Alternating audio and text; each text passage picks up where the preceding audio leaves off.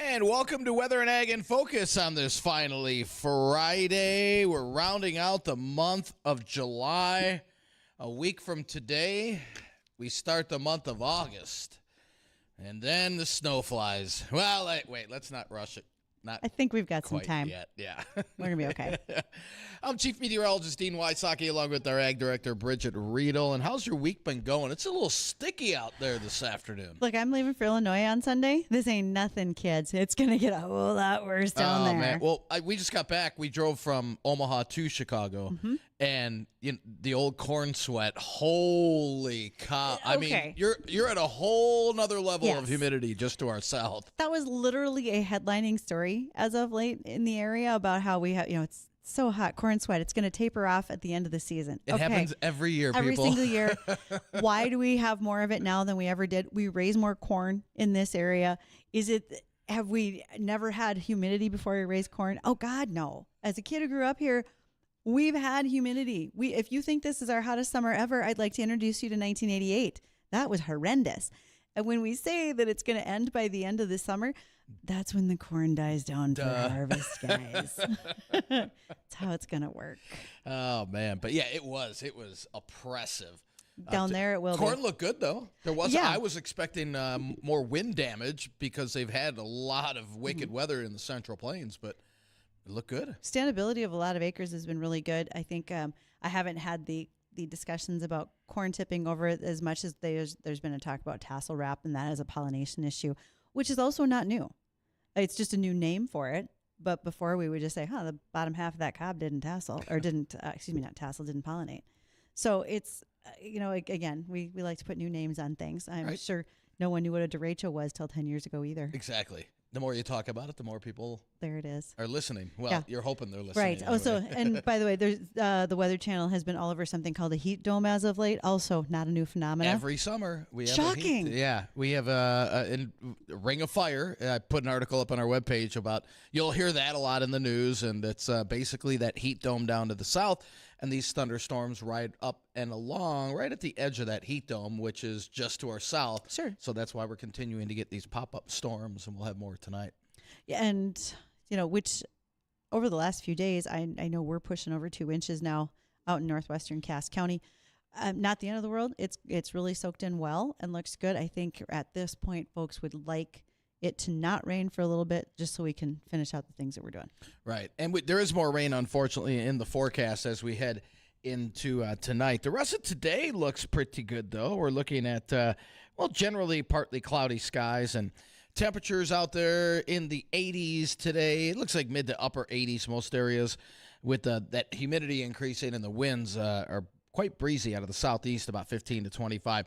Now, we'll see storms towards sunset out in the western part of the state. Those will ride east-northeastward. Best chance of any severe weather stretching from about Bismarck through Grand Forks. That's the best chance for any strong to severe storms overnight tonight as we bottom out in the upper 60s. Weekends hot and humid. Chance for storms Saturday night, but the daytime hours look dry. Under partly cloudy skies, low 90s on Saturday, upper 80s on Sunday. Another round of storms coming in Sunday night into Monday, and then much cooler weather in the 70s for next week. But as the cooler weather settles in, the smoke comes back in as well. It probably will. Yeah. It's not going anywhere. No. Canada has been suffering tremendously through all of this, and through the week we've had discussions on air about air quality, not just for humans, but also for our livestock. We came off of wildfires last fall where we already saw pneumonia and some respiratory issues with calves especially, and that hasn't changed, and now the wildfire smoke is just exacerbating it. So we have it in humans, we have it in our livestock. I just realized that what's happened up north is way worse than what's happened here. Yes, this is tough on our breathing as well, but those folks are in the thick of it, literally. Yeah. And like I said, we'll briefly shove that out of the area this weekend, but it's back as we head into next week. I just had a listener send me a comment. Good corn crop sweats about 4,000 gallons per acre per day. Think about that. Right. That's no wonder. People are listening when they can drop you a little information 4,000. Say that again. 4,000. 4,000 gallons per acre per day. Wow. Now that's a good crop. That's man. That's a lot of water. And thus, again, that's the reason for the corn sweat and the higher humidity. Yeah, and it's going to happen again next summer. I don't need a crystal ball for that one. I can tell you it's going to happen. Unless we all plant beans. Now, one of the things that when we think about our corn crop, well, you could, but that's a price situation right now. We're going to have to talk about, although we do have Bill McBee joining us with ND Soy Processors. He's going to certainly want to tell us to plant more soybeans next year. So we're going to visit about that. When people think about corn here in this region, they also think about the Bush Light corn cans. They are a very popular summer item. And now, for the first time ever, they are sporting the U.S. farmed seal, which signifies that at least 95% of a product's agricultural ingredients are grown right here in the U.S. I've already seen those specialty cans just last weekend. They do have the U.S. farmed seal on them. And really, they want to encourage customers to choose a beer that's grown here. Additionally, Bush Light is supporting farmers and farm rescue through the entire month of July. For every case of Bush Light that's purchased, 10 cents is going up to $200,000 to Farm Rescue. Farm Rescue is based right here in North Dakota. That's great. It is. And they've been partnering with Farm Rescue since 2019. They've raised over $1.5 million for the organization to date. Also, Bush Light is the #1 beer brand in Iowa, Kansas, Nebraska, the Dakotas, and Wisconsin. I am not surprised. All farming communities. I've seen the pounders and the silos y'all are drinking. I know what's in those. And then it is the #2 fastest growing beer brand in the industry behind who? It's got to be. It's got to be it's Budweiser. No, McUltra. Really? It's not the brand name Budweiser. It's McUltra. Wow. Uh-huh. So all Anheuser-Busch products. All Anheuser-Busch, which is good. Interesting to note that here in August, I've lined up a guest for us, and they are one of the trainers for the Budweiser Clydesdales.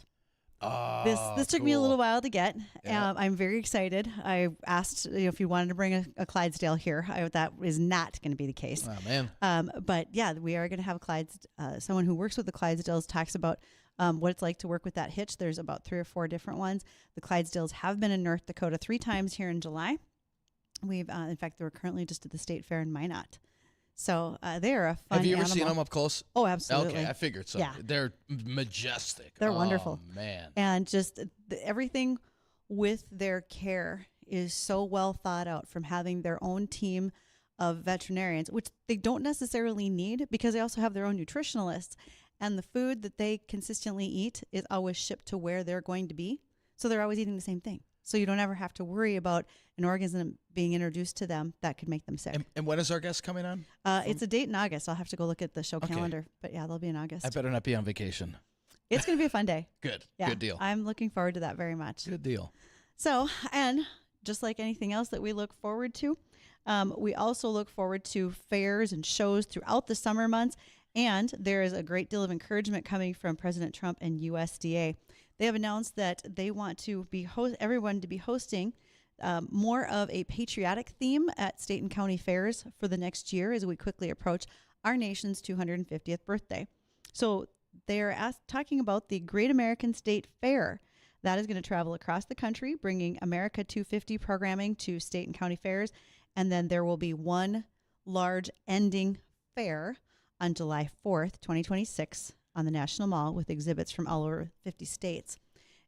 What I find interesting is they did this right before the North Dakota State Fair started, so I feel like we didn't get a chance to play. Good point. They just announced this in July, and we were already set with our fair. It'll be interesting to see what the celebration is like next year. I'm sure you remember 1976, and they put out the bicentennial quarter, so it'll be curious to see what I was 3. There was a parade. I'm sure of it. Oh, you remember? Come on. Not as much as you might think. No, it was something different. So it'll be interesting to see if they try and exceed that for the next celebration. Absolutely, and I just think that what we're trying to do is certainly build up to what's going to happen next July. Also, here in North Dakota, the Teddy Roosevelt Presidential Library is going to be opening as well that same week. So there's going to be a lot of festivities nationally as well as statewide. And to me, Teddy Roosevelt always ties very heavily into agriculture because of his position on conservation ranching and just an integration of agriculture overall. He was one of those presidents that really, really wanted to make sure that people understood what it was like to be in all the parts of America, not just his home state of New York. Makes sense. Yeah, I'm currently reading a book on him and the relationship with his. He had one wife who passed away, his second wife, his children, and his sisters, who all turned out to be very heavy political advisors for him. But at the time, they really couldn't talk about it. They could just do things behind the scenes. Good book so far? So far. All right. Yeah, learning lots. Good deal. Even more good things are coming, and that is when we have Bill McBee join us in our next segment. He's with ND Soy Processors. First of all, what's going on in soybeans lately? But second of all, you all have heard me say this before. There is so much hate on oil seeds right now, soy oil, etc., and it doesn't need to be there. So it's going to be time for us to sort some of that out, Bill. We're eager to be talking about it. I think so, because, well, I'll save my rant. We'll get on that in just a moment. But we have to just remember that everything that we read, we should probably do a little bit of research on. Most definitely. Okay, so that's probably one of our best starting points. So we will do that after an update on the livestock markets from the American Ag Network.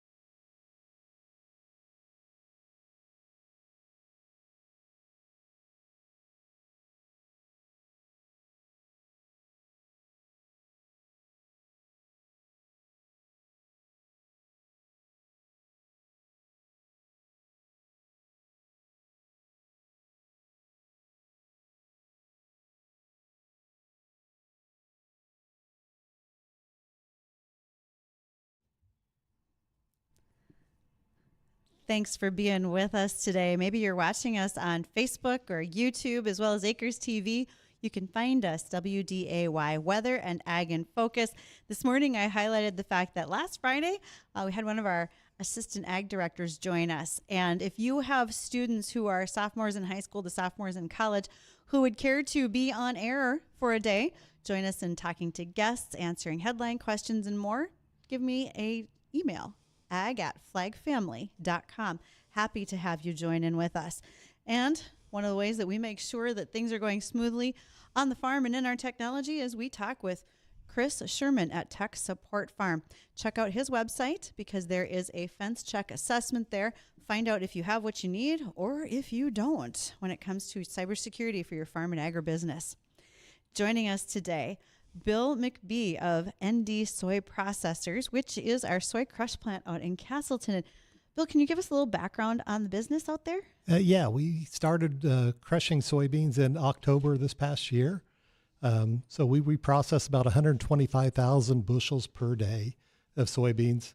Most of that going out in meal and soybean oil and soy hull pellets are 3 products that we make that we ship out and sell. Is this the newest crush plant in your particular organization? Yes, it is. So what are a couple of the highlight specs of what your plant can do and how rapidly you can get trucks through that type of thing? Well, just this past week, we set a record for a number of trucks in a 10-hour day. We dumped 322 trucks. So, the farmers get bigger, they get faster, and so speed is important to keep those trucks moving. And so when we built this plant, we built it with 2 25,000 bushel an hour legs. So in theory, we could dump 50 trucks an hour. And so it's getting farmers in and out. We do a test on scale, inbound scale to outbound scale. We've been averaging about 8 minutes a truck. Look, there's a lot of things I can get done in 8 minutes, and I didn't think dumping my truck was one of them. Yeah, it's pretty. You crank that hopper open, and by the time you go open the second one, the first one's empty. So I don't even have time to get lunch. Yep. I mean, you better be on the ball if you're taking We had a truck farmer in. complain that there wasn't enough line, and when he got there, he usually likes to get out and stretch, and we didn't have a line for him to get out and stretch. So He's gonna have to pull off to the side, do a few push-ups, be a little bit ready. we said you can park in our lot. We allow that. Okay, good. So one of the reasons we wanted to talk today is there has been so much hate on seed oils as of late, and I feel like that came on fast. Certainly within the last 18 months, we went from sunflower, canola, all the soybean oils. These are all oils that are lower in saturated fats and good for us. And all of a sudden, there has just been this nasty shift. Well, it's been around for a while. Okay. If you remember 10 years ago, trans fats, that was kind of, so that come from soybean oil that was partially hydrogenated. And that was a process to make it into like margarine. Yes. And so that's where the trans fats came from. And we've eliminated trans fats. They're no longer in the products anymore. But somehow or another, that negative connotation kind of stuck with soybean oil. Mm-hmm. And then even I have sons that listen to Joe Rogan. And so I started listening to Joe Rogan so I could talk to him about it. And he's anti-seed oils. And so it just it gets frustrating. You're like, well, how do you combat this? Right. And then the John F. Kennedy Jr. bringing on the Maha Commission, that's really kind of brought us out and said, hey, we've got to start talking about our product and defending ourselves. Because it's not a bad product. No, it's been around for almost 100 years. Yep. The way we process soybeans today started in about 1930. It really kicked off and got big in the 60s and 70s. So it's been around a while. There's been lots of tests for it. In fact, the Heart Association say it's the healthy choice of a fat, being a vegetable fat. And Bill, what do you think? Let's go to Joe Rogan. As you said, he's totally anti-seed oil. What is the main reason? Is it the omega-6 fatty acid? Is it what's the reason behind the hate? They kind of find studies that fit their narrative.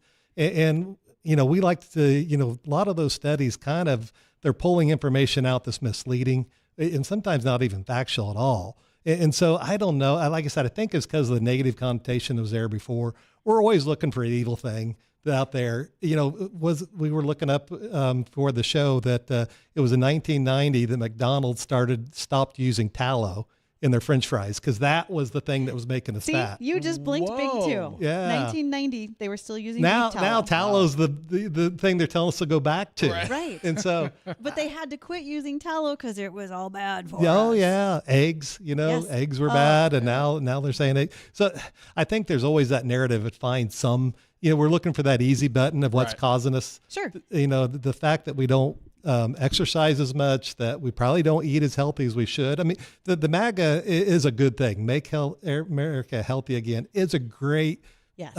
idea, and there's kids out there that definitely need direction. It's just careful where we go with it. Well, I think there's a lot of points to be made here. First of all, anything that we can do to be healthier as a nation, we should. Because we're not exactly the shining stars of athleticism. I mean, some of them. Hey, come on now. I will admit it. I 2 years ago, I was doing far better than I am now. But you know what I've discovered? I like to eat and I'm good at it. So I have a hard time not. But we have to remember our lifestyles have changed.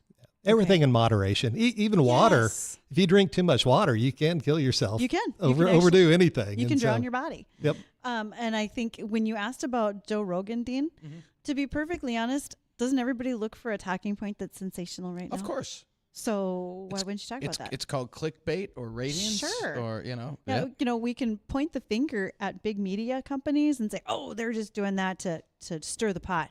Well, everybody does that. Yeah. Joe also goes after big ag too. Sure he does. Way we farm, and they just don't really understand. So does everybody's Aunt Ida on Facebook. She's got an opinion, so she's going to type it out there, and that's a lot of what we see is everybody's opinion. Right. I am not a nutritionalist. I'm not an expert in that, but I know how to raise soybeans, and I've been to the processing plants, and I asked the questions to learn. Maybe that's the difference. Is actually wanting to learn the process and understand what it does too. Yeah, very much. You asked about the omega-6, and that's kind of one of the big talking points. And what I've read is that you need both omega-3 and omega-6. It's not one or the other. And that's what we all seem like they want to just, but really so you need a balance of both of them in our diets in moderation. Sure. And so that's kind of the big thing on that one. Well, you said in moderation, because frankly, what's our recommended calorie intake? I mean, personally for me, it's supposed to be 1,500. Cripes, could do that at the I drive. can do that in a meal. Yeah. I can take 1,100 in the drive-thru at McDonald's, and that's not even ordering fries and a Coke, right? Yep. That's just a sandwich type of thing. So it's all back to that moderation. And we want to continue to discuss that. I think there's a number of points that we want to make sure that we make. Often the general public believes that farmers are doing things that are nefarious, that are trying to hurt them in their food supply. We don't want to kill our consumers. That's really the bottom line. No. In fact, I think we have a good story to tell that the soybean oil and vegetable oils are heart healthy. Yes. Compared to the saturated fats that come in the tallow. Well, and palm oil. Yeah. Which, if you've ever looked at palm oil, that's a no-go situation as well, people. Yeah, and that's one of the big substitutes. It is. Yeah. So let's continue that discussion. When we return, we will take a moment here and hear the news and come right back.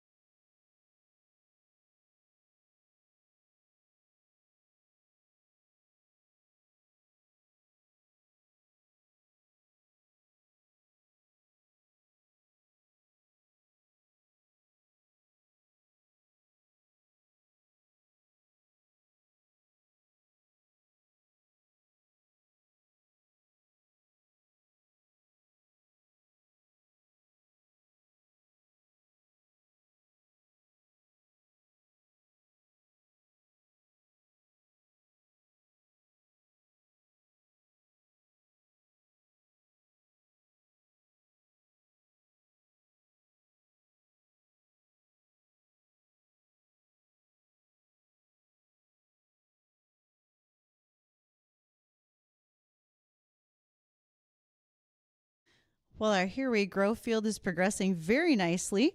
And if you are curious what we used for wheat seed out there, you're going to want to check out Peterson Farm Seed.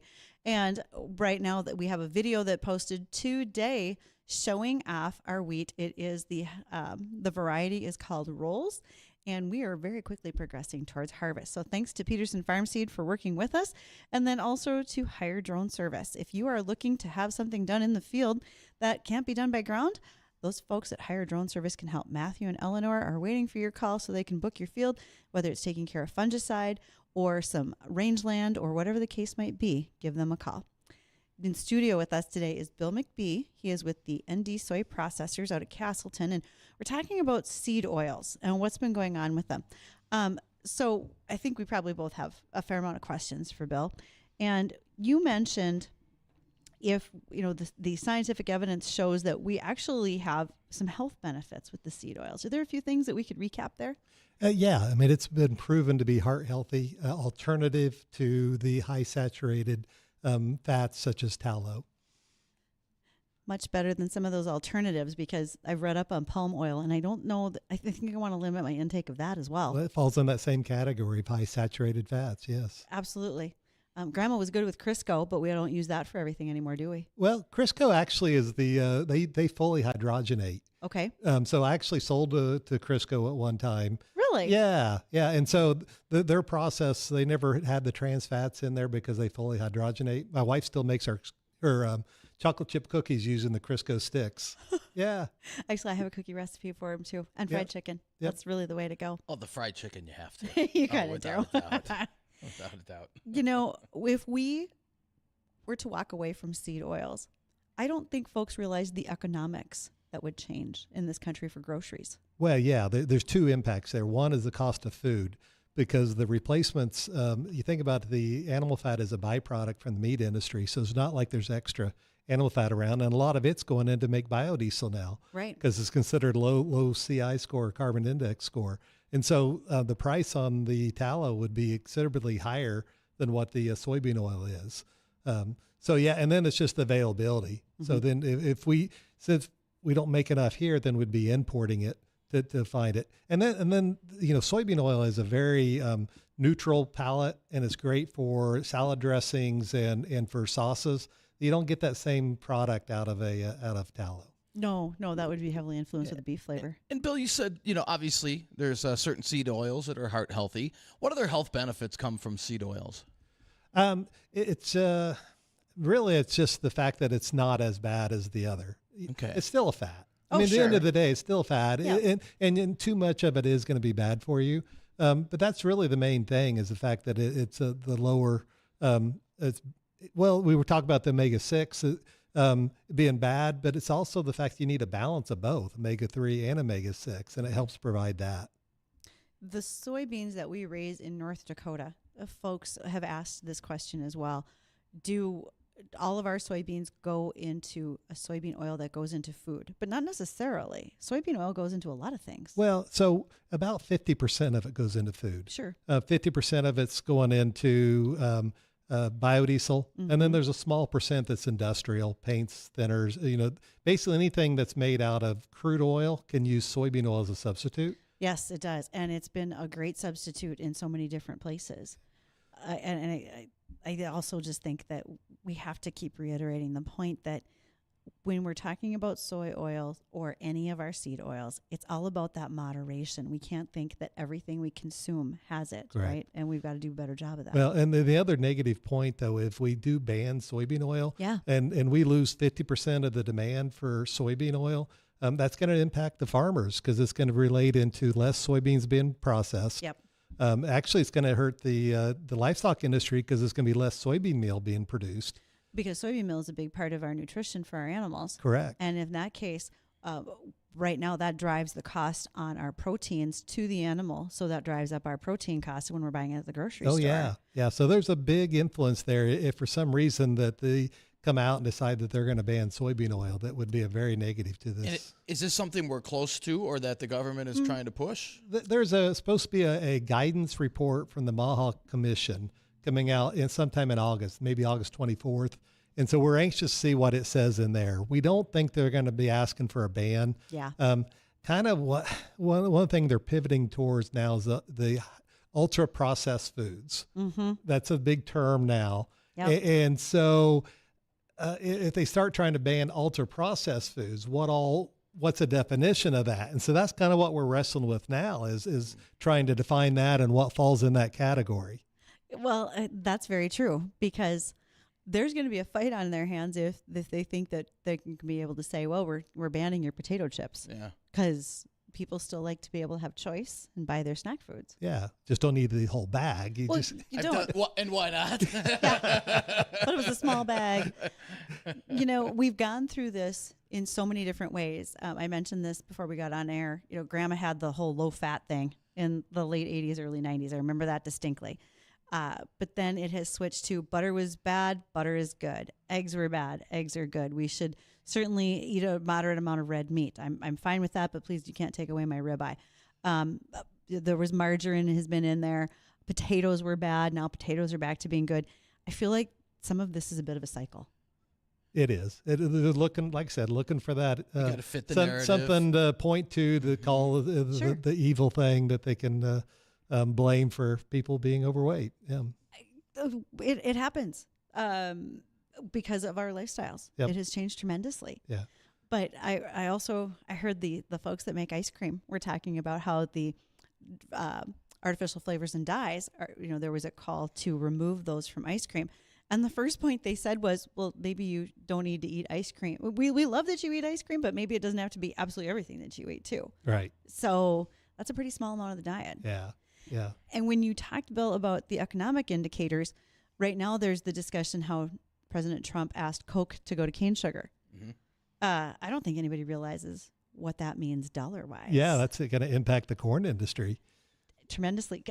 First of all, the sugarcane by themselves would not be able to supply what Coca-Cola would look for.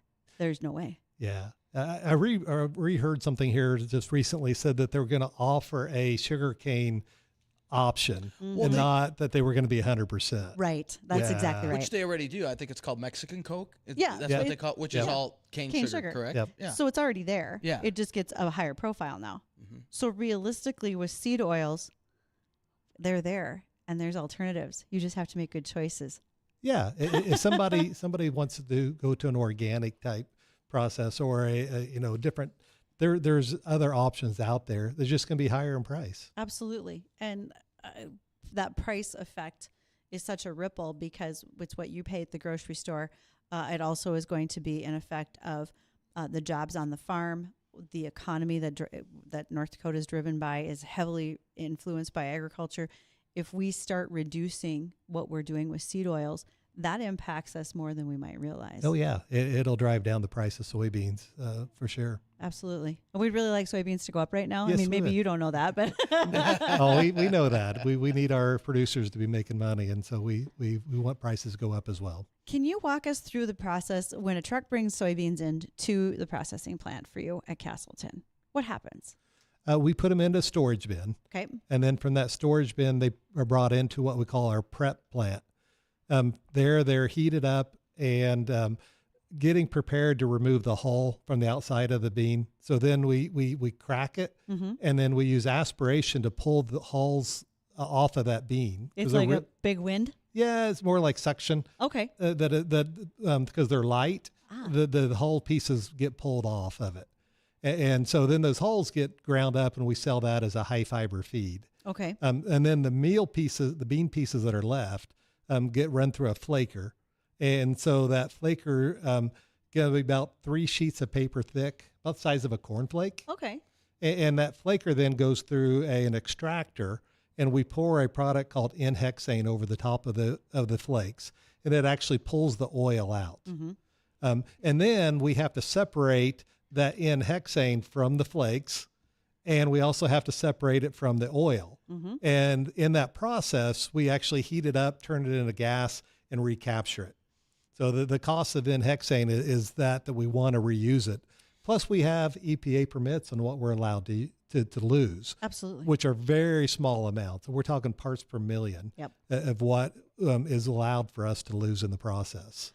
So realistically, I have heard this as well. Well, hexane is used when it comes to extracting soybean oil, but there is little to absolutely none of the hexane left at the end of the product. Yeah, very, very, very little.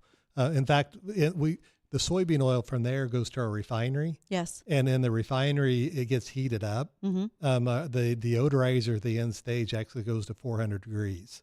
So any hexane that was in there gets flashed off in that process. It's gone. Yeah. Because as you said, hexane is expensive. You don't want to lose it. You have permits for recapture. Correct. That's important. I just want to make sure that folks understand that, how Right. important that is. Bring it back out. Because as we said, at no part in the food process are we trying to kill our end consumer. No. And like I said, this technology of using the hexane and extracting oil has been around since 1930. And so it's been around a long time and had a lot of testing done. If we didn't have seed oils and folks were told to find an alternative, how vastly would that change what we see at the grocery store?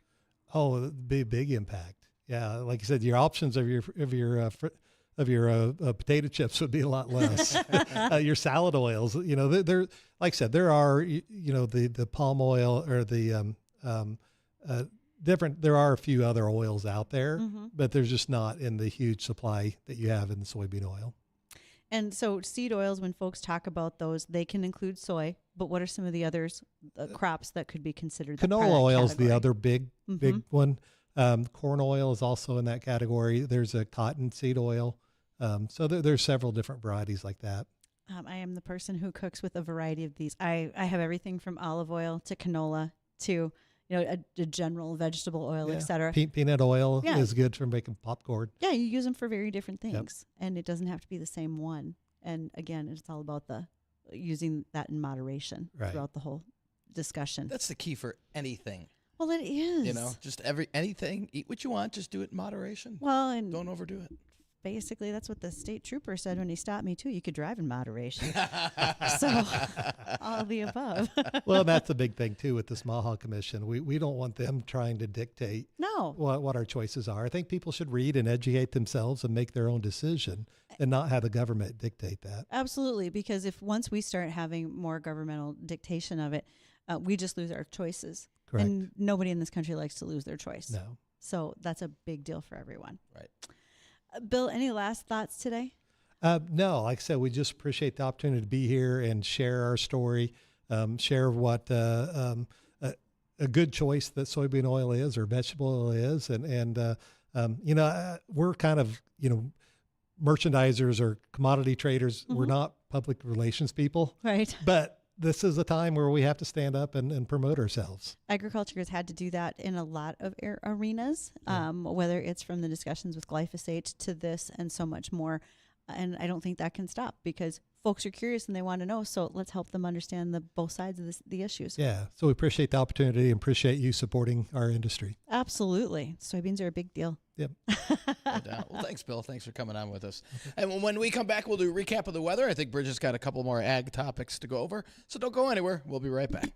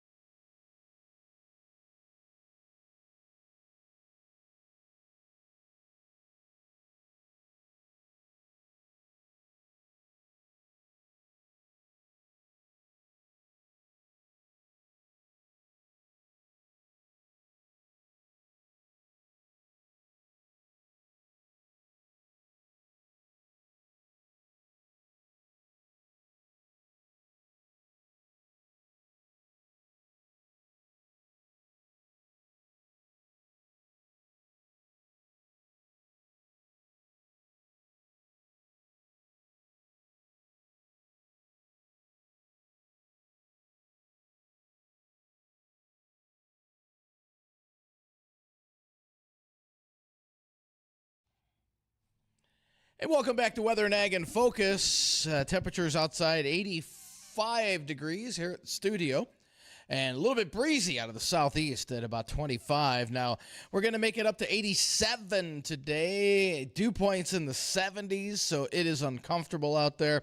And we'll see storms develop tonight out to the west, in the western part of the state. Now, those are going to ride east-northeastward. It looks like from about Fargo southward, we may get missed out with some of these storms. But from Bismarck up through Grand Forks stands a chance for severe weather tonight. So keep that in mind for late tonight. That will be after midnight. Again, we'll be keeping a close eye on that in case these things do develop a bit further south than expected. Then Saturday, a hot and humid one, with highs in the low 90s, dew points in the low to mid 70s, so very uncomfortable on Saturday. Another round of storms Saturday night, and then Sunday, another humid one with storms coming in as we head in late in the day and into Sunday night before cooler weather for early next week. And this weather has been brought to you by Progressive Ag Risk Management Specialists. It's going to be a typical end of July weekend with the heat and the humidity. And again, no complaining. We don't have many weekends left in the summer before fall quickly creeps in. And this is July. Right. This happens every year. Yeah. But again, I know I've heard you say it. This is not our hottest summer on record. Not by any means. No, not even close. I think people are more sick of the smoke, which will be back again next week as the cooler weather filters in. But we're still, I remember, at the end of the month, so late next week into the first about 9 days or so of August, that's the active part of the LRC cycle. So the derecho event that we had, when was that, in June? June 20th. Yeah, so indelibly etched in my head. Yep. So that same pattern, we're not saying another derecho, but that same pattern that's conducive of severe weather will be in here late next week unfortunately, through WeFest. I know, and we highlighted that on Jay's show back in March when we put the LRC together, that we highlighted the big events, and WeFest weekend. It looks like it's going to be stormy. Hopefully it's a back half of it and not the first half. Those people still know how to party. It doesn't matter. No kidding. They're it could be a downpour. Yeah, it'll be fine. Doesn't matter. What is it about the cool temperatures that allows the heat, the smoke back in, whereas the heat keeps it out? Well, it's basically your upper level winds. So when we get the this big heat ridge to build northward, that kind of shoves the smoke north and east away from the heat ridge. When that heat ridge collapses back into the central plains and our upper level winds come out of a slight northwesterly direction, that drags the smoke in from Canada, from Saskatchewan. All right, I was just curious what was freezing or thawing this out here so it would allow it in. Right. Seemed odd. So if you don't want the smoke, in return you get the heat and humidity. If you want the cooler weather, then unfortunately you're going to get the smoke to come along with it. At least this year. Yeah. One thing we are noticing that is on the increase is farm bankruptcies. Data shows that there is a rise in Chapter 12 farm bankruptcies. So far in 2025, we've had about 260 of them, whereas in all of 2024, there was only 216. Doesn't sound like a lot, but understand that only 2% of the nation's population is farming. So when you when you put it in perspective, I mean, we have very few folks that are actually involved in farming. We are involved through the supply chain, sure, but physical production, there's very small amounts. Oh. In the past decade, the highest farm bankruptcy count was in 2019. That was after the most recent trade war with China, or I should say that trade war with China. And we had about 600 bankruptcy filings in that year alone. And so since then, we saw them trending downward. Currently, we are seeing some more bankruptcies. We are also seeing more folks that have hit that retirement level and don't necessarily have someone to take over the farm, and they are stepping out of the business entirely. Wow, so big transitions. Ah, man. Yeah. Well, for Bridgette and myself, we want to thank everybody for joining us on Weather and Ag in Focus. Have a great weekend. Enjoy the summer weather. Don't go anywhere. The Jay Thomas Show, that's coming up next.